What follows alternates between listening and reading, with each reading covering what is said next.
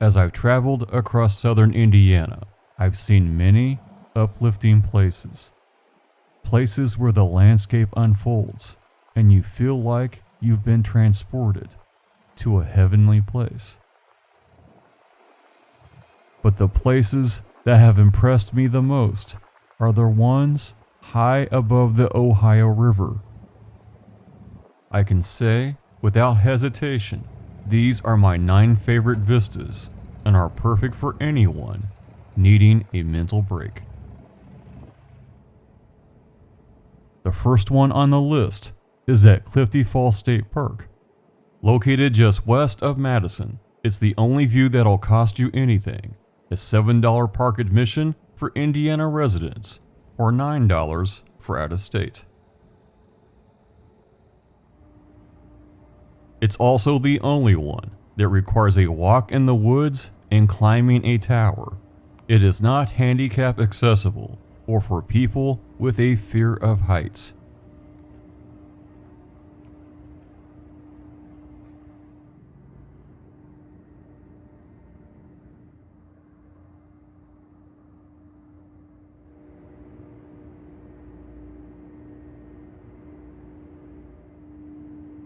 In the distance is the Milton-Madison Bridge. High above the river to the south is Milton, Kentucky. And on the Indiana side, the ICAC Clifty Creek Power Plant. As many people don't like climbing towers, you can often get this one all to yourself.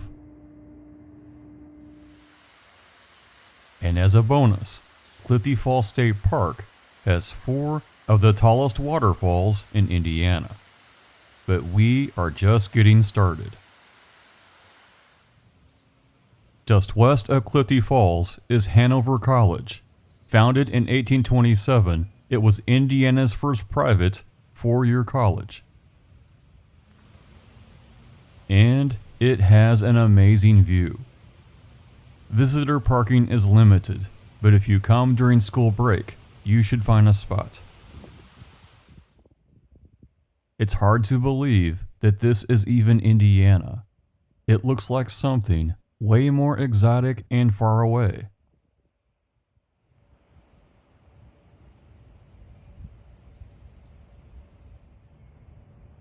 In the distance is the Trimble County Generating Station, located near Bedford, Kentucky.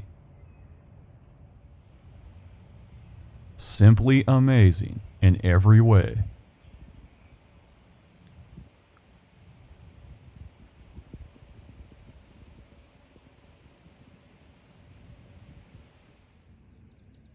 About an hour and 20 minutes to the west is the most famous vista in southern Indiana, known as the Oxbow, or simply the Overlook.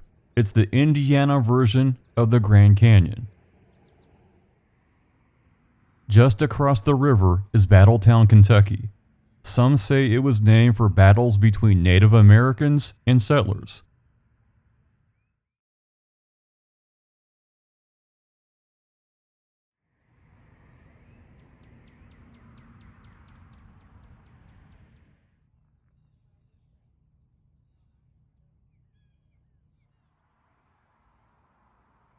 The view up here provides a spiritual experience.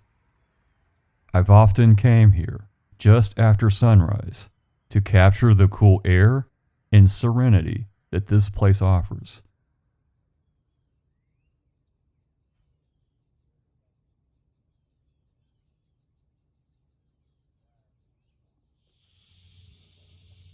Heading further west toward Cape Sandy is another breathtaking vista.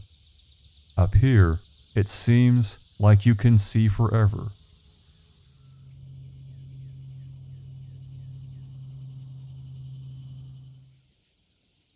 Across the river is still Battletown, Kentucky.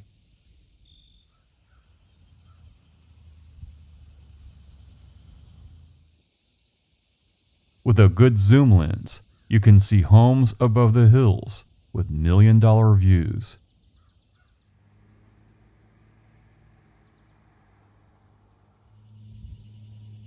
and throughout the day, you'll see barges taking coal to the many electric power plants along the river.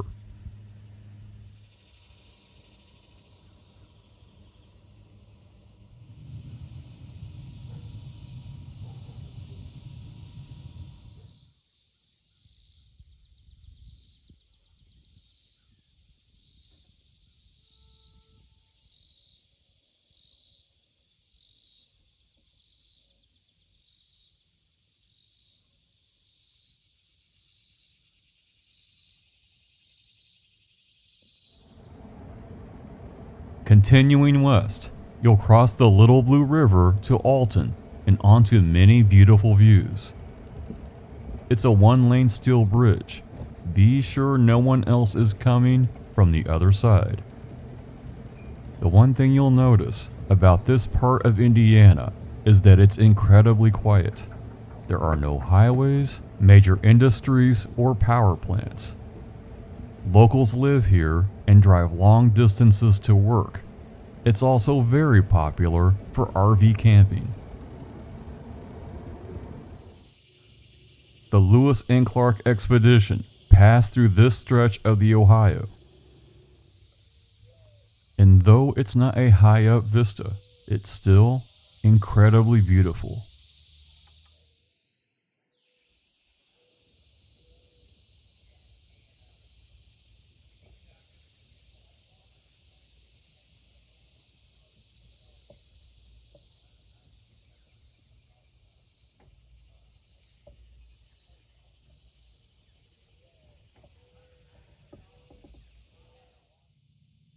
Buzzard Roost Road will snake through the countryside and end up at its namesake, Buzzard Roost.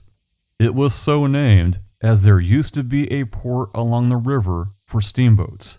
Men would process meat for passengers, and this attracted buzzards that would hang around for whatever was discarded. A short, relatively flat walk to the east arrives at an overlook.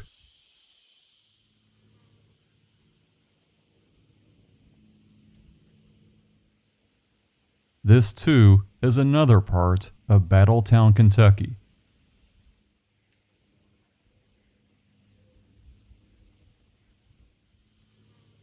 As the leaves fall in autumn, you'll get a wider view, and with it, a wide variety of colors.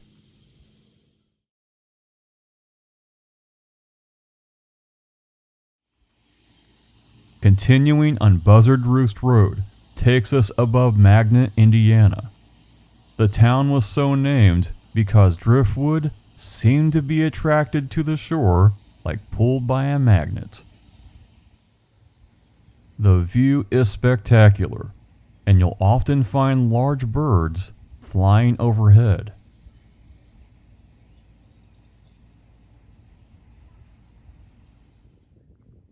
There's a soul-cleansing simplicity to this place.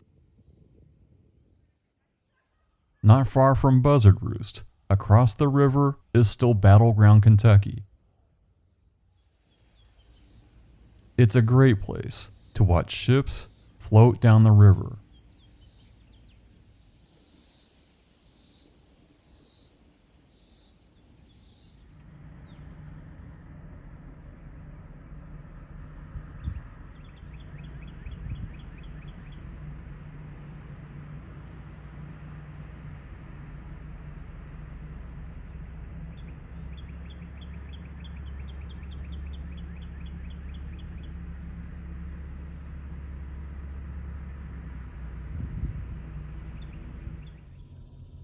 And there's a lower landing to take a look at river level.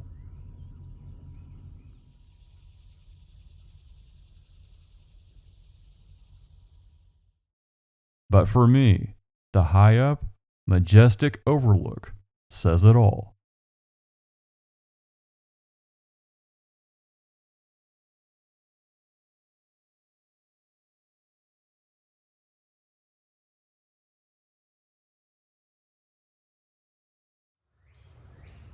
The next high-up destination is at Cannelton, at a place called Eagles Bluff Park and Overlook. It's about 38 minutes west of Magnet. There are 3 reasons I love this place. Number 1, for as great as it is, it's completely free. Number 2, it's an easy path to the Overlook and is handicap accessible. Anyone can enjoy it. And lastly, modern restrooms. After traveling the back roads, it's a very welcomed break. Prepare yourself for an outstanding, wide-open view.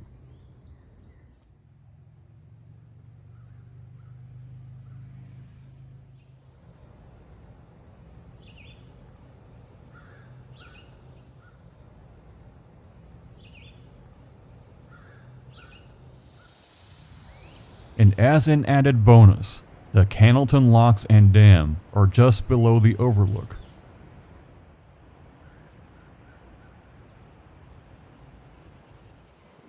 If you wait long enough, you'll see the entire process of allowing boats into the locks and adjusting water levels to allow passage along the river. And any fisherman knows around a dam is a great place to fish. Across the river is Hawesville, Kentucky, offering a mix of industry, along with the rolling hills of Kentucky.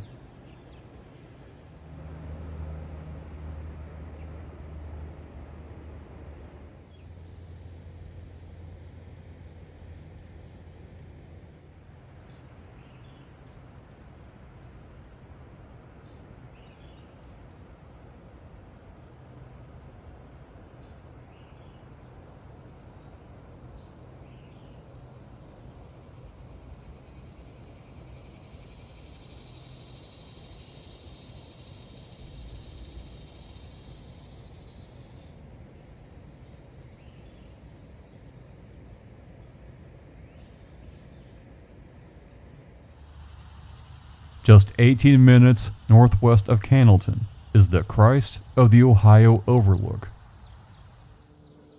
So named because of a large statue of Jesus that overlooks the Ohio River. Lit up at night, it serves as a beacon for riverboat pilots. The statue has an interesting history. It was completed in 1956 by a former German POW. After the war, he lived at St. Meinrad and created many religious masterpieces. The statue stands 11 feet tall and weighs 6,200 pounds. And the view up here is heavenly.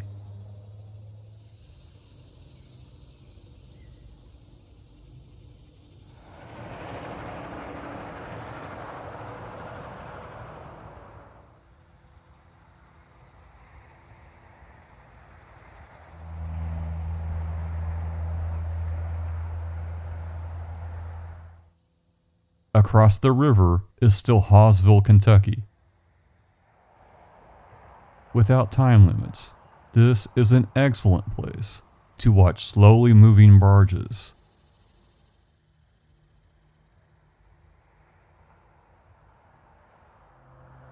And while you're at it, gain a little serenity. Steadily making their way against the current makes for a powerful spiritual lesson.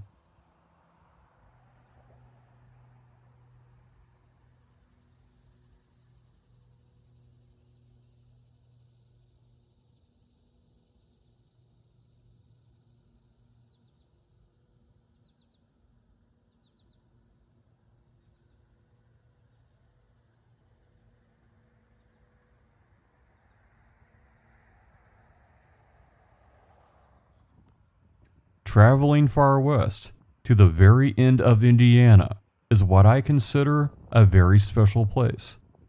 It's about an hour and 38 minutes from the Christ of the Ohio Overlook and in the middle of nowhere.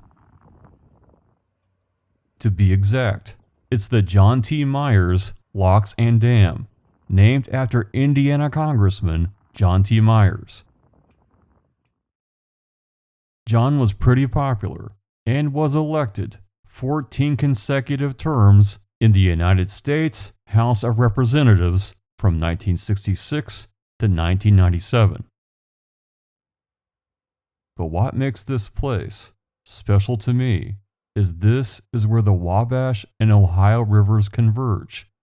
Together, they head south until they form the Mississippi River. After hundreds of miles, these waters end up at the Gulf of Mexico.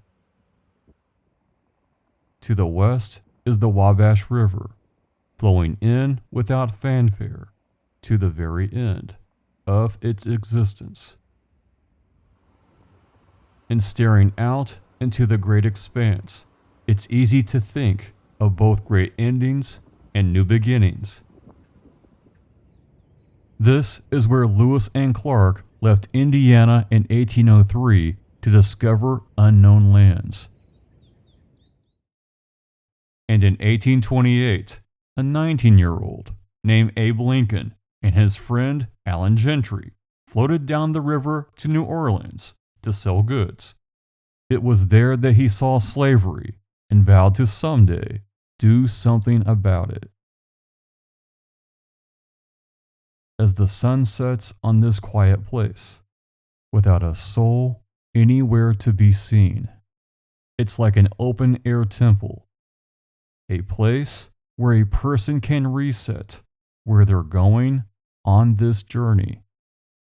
And perhaps that's the greatest lesson down this long and winding road trip.